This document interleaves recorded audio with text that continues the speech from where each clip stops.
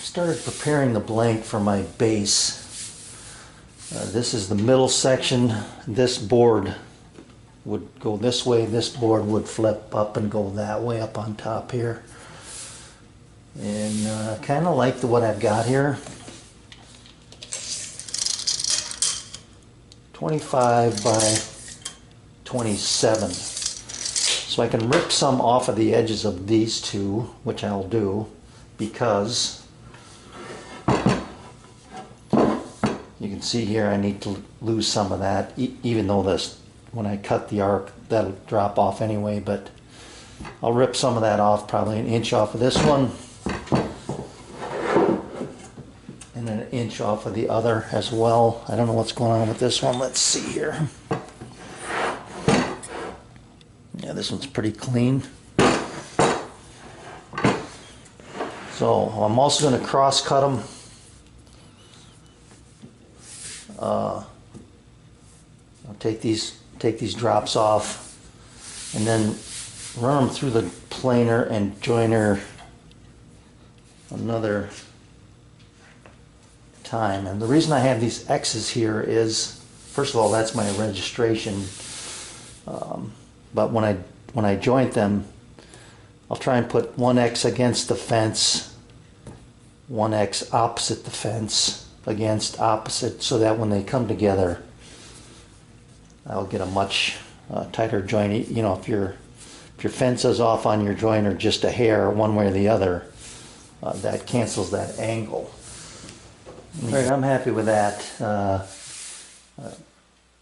Full disclosure, I guess, this joint, both joints actually, coming right off the joiner, I had tiny little gaps at the end, so I took on this board, the outside board, a small pass off the middle, and on this board a couple of longer passes, but now I've got a nice joint, and I'm happy with that. So I'll glue this up, and I ended up with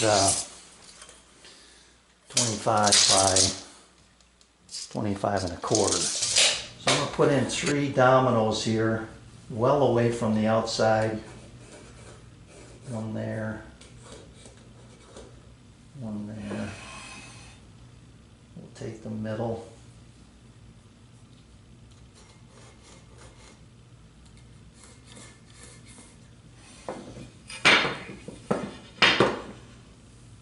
And then right in here somewhere.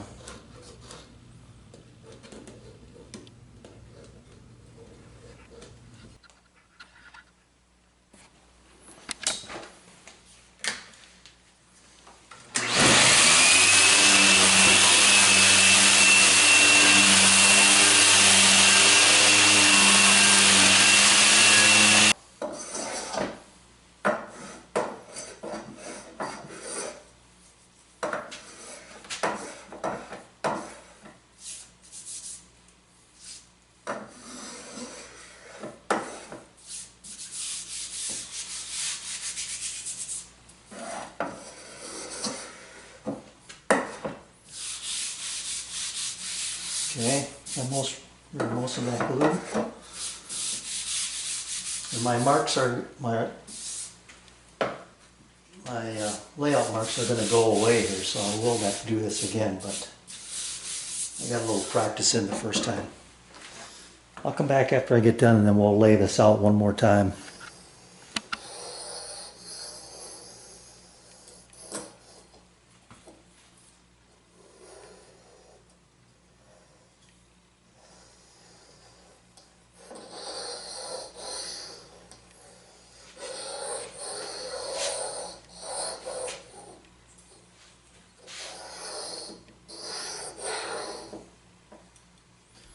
I can feel it hitting those 3 spots. And I think I should be okay.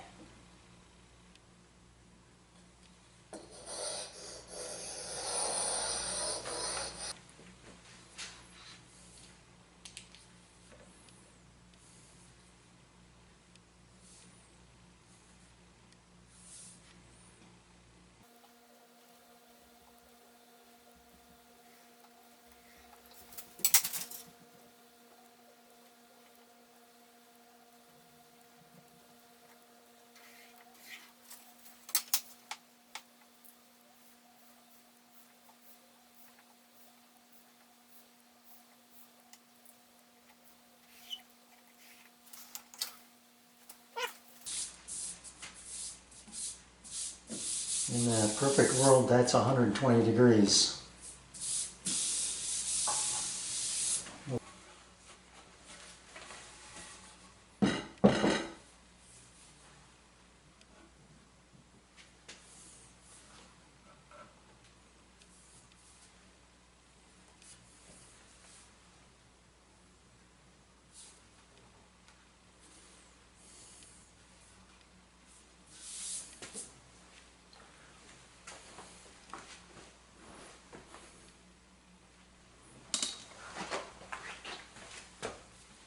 This way you can see better. Put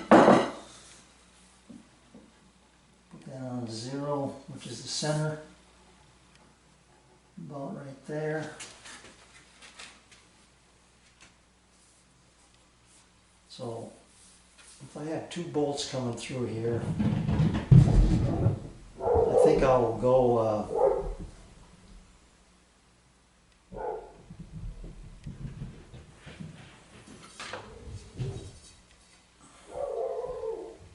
remember, this is 10 inches. Maybe go 8 and 2. I think that might be a good place to start. So a 4-inch circle.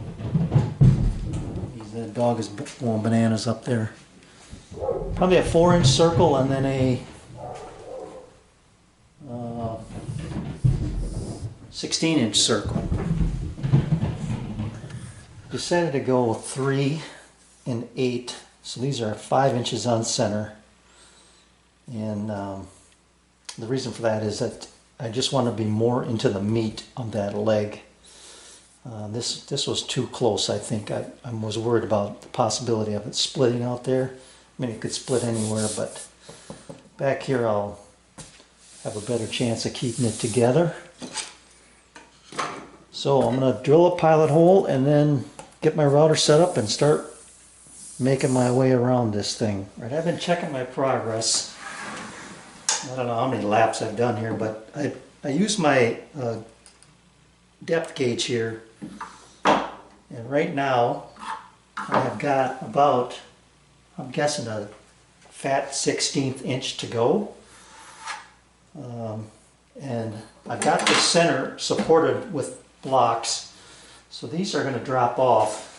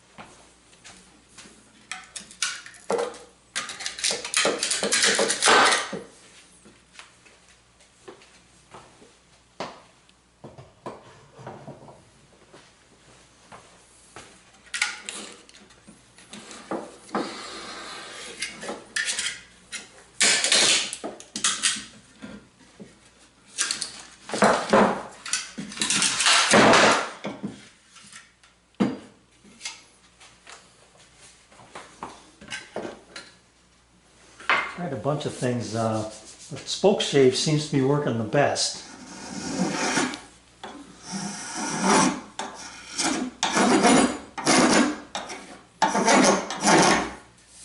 As long as I pay attention, you know, as soon as I get straight across this way, now I start to pull against the grain. This is the trouble spot right here.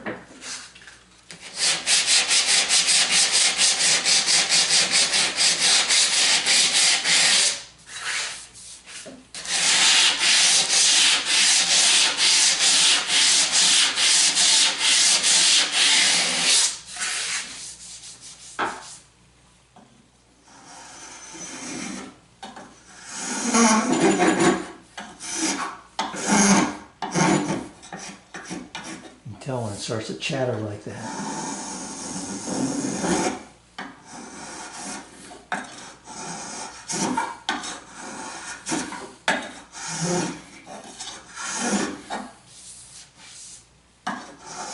Okay. Well, I'll just keep working at this. Try to get as much of these tool marks out as I can. Right, I'm coming down the home stretch here with this. I'm finding that, you know, I use the card scraper and the spoke shave. But this sanding block with 150 on it is really putting the finishing touches on it. And what it allows me to do is kind of rock forward and use the front half, and then rock back and use the back half. And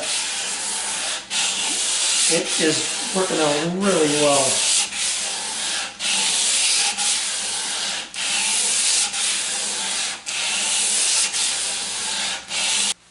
I had a bit of an epiphany here when it came to cutting the legs at this 120-degree angle.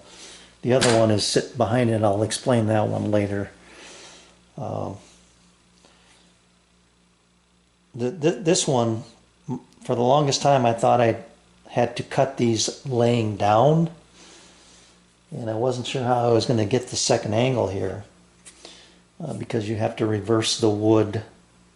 You got to reverse it whichever way you cut it, but I've decided that I will be able to cut this, or I want to cut it standing up.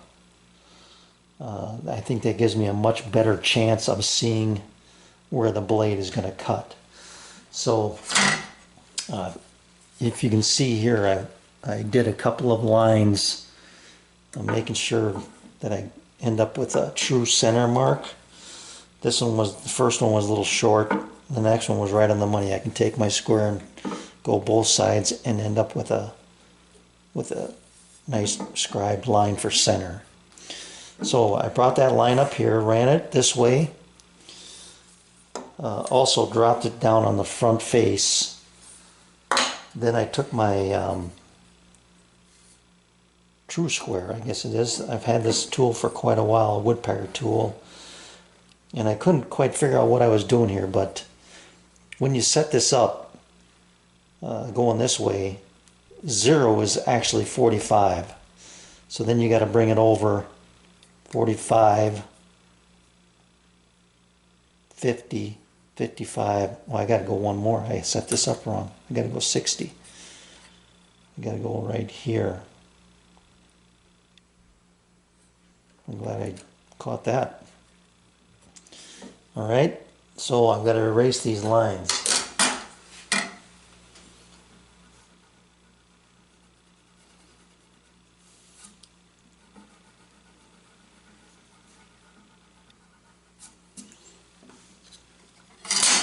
All right, let's redo this line.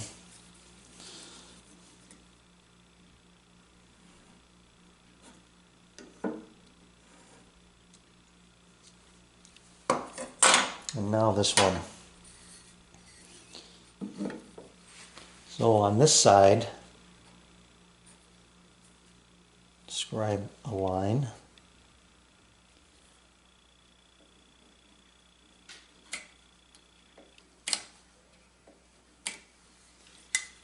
And then I've got to go on the other side at 15.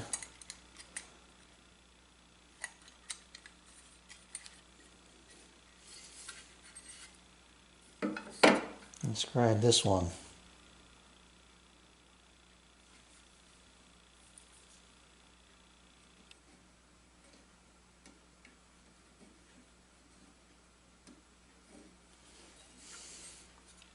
Okay, so this combined angle, this 60 and this 60, give me my 120. And what I want to do here is I want to leave the line, I believe, when I make this cut.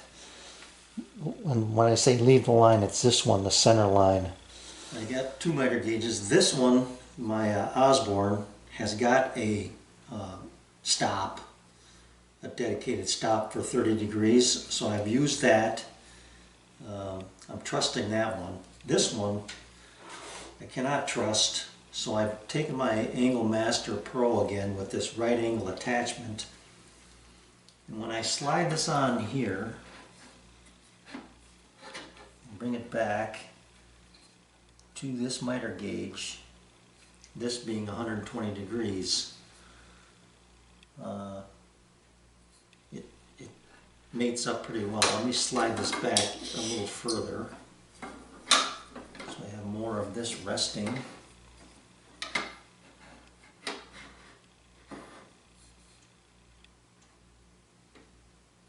Yep, that meets pretty well.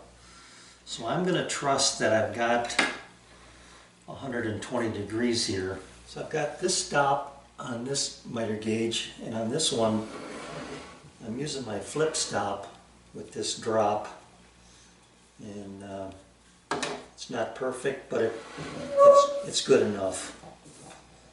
So I'm going to try and make this cut just by pulling and pushing, pulling toward the stop and pushing down to the table, and then running it through. I've got my combination blade in here. It appears as though it's going to be, make sure here,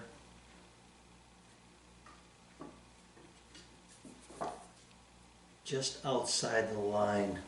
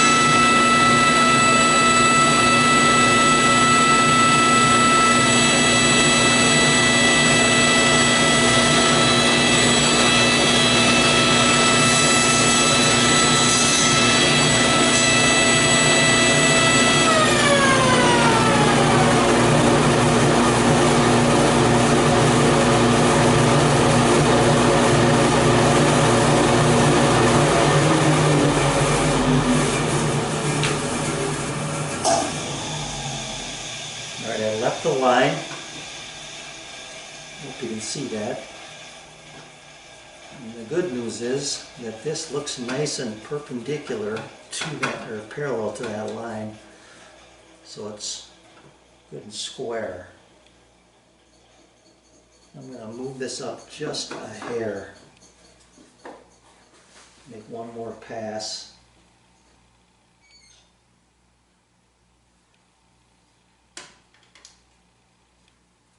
And if I get this set correctly, the other two should just be no-brainers. Try this pass one more time.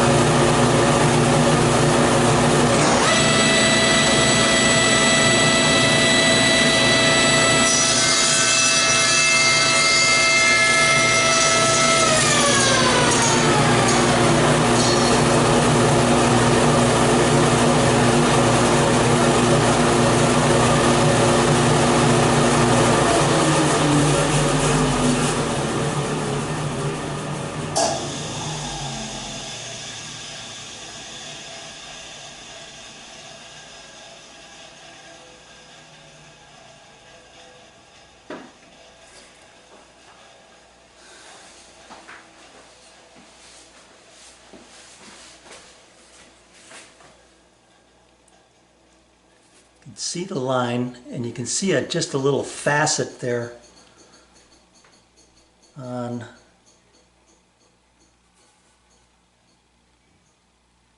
this side, just a hair. I'm going to bump that stop up just a little bit more.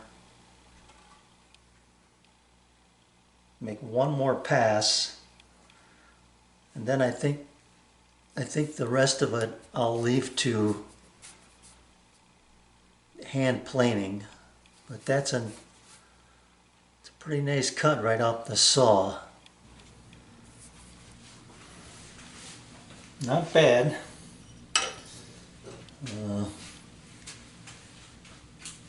I'll also say not great, but not bad.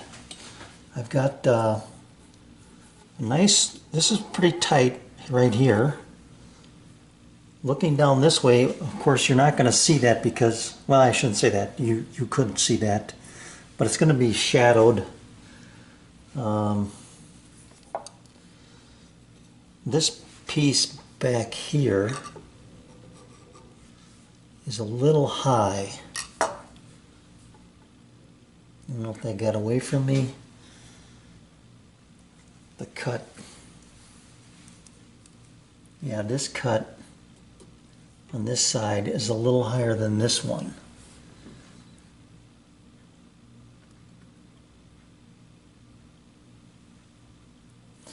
So what that tells me is I need to take and shave this one a little bit. Now what happened was I left the line on this one. On this one it disappeared. On this one just a fraction of it remained. So I was really close. Let me make sure I'm telling you that. Oh, this is the one with the whole line on it. Never mind.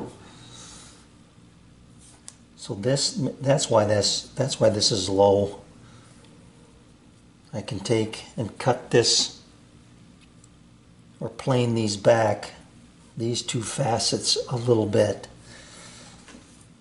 I mean, coming right off the saw, that's pretty darn good.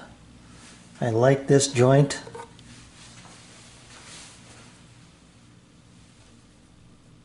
This one's good.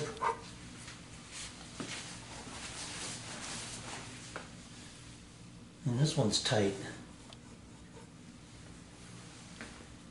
I'm centered up on the line here, very close anyway.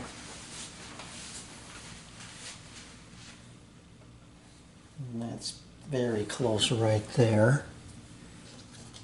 So moving that.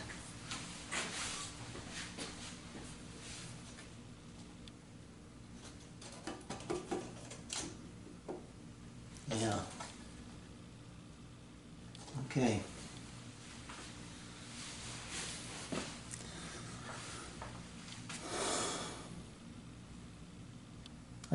I gotta take some thought over this one. Let me show you down the chute here. You can see that it doesn't meet perfectly, but it's awful close. So I'll work on these with a hand plane, starting with this one where I still have the line. And if you can see this mark right here, that's a little higher, but when I plane this back, that'll raise that up.